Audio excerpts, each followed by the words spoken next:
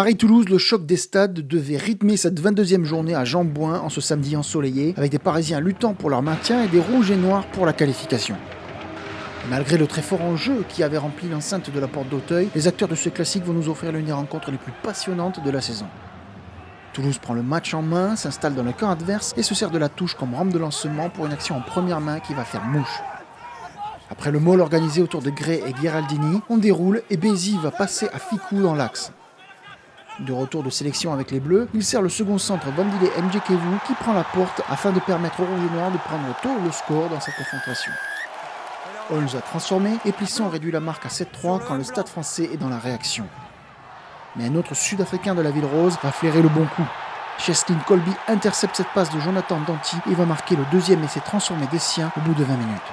Toulouse occupe à merveille et sait mieux garder les munitions. C'est logiquement qu'elle est devant 14-3, mais la capitale joue son avenir dans l'élite et fait preuve de caractère.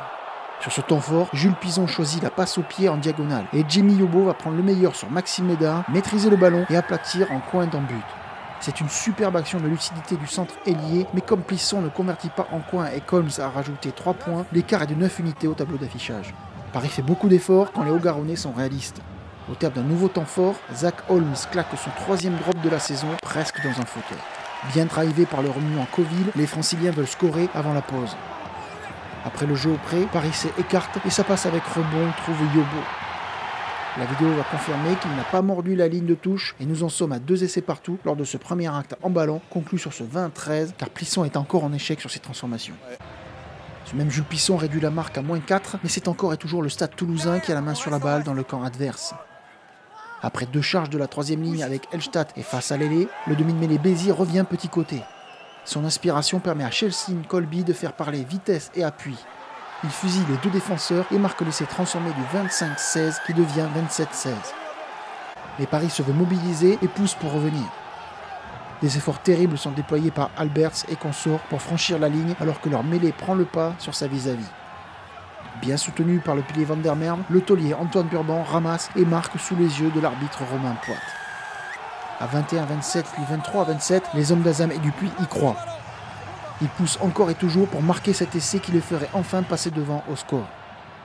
On est dans le dernier quart d'heure et les Parisiens écartent les ballons. Mais comme tout au long de l'après-midi, la défense adverse se veut inversée. Et l'arrière Maxime Médard va anticiper pour intercepter. Préféré en numéro 15 à Thomas Ramos, Médard traverse tout le terrain pour crucifier le Stade français et réduire à néant ses espoirs de victoire. Avec 3 adversaires aux fesses, il peut même aller sous les poteaux marquer ce 4e essai de 3 quarts pour les hommes du Capitole. Mais à moins de 10 minutes du terme, les Marines ne baissent pas les bras.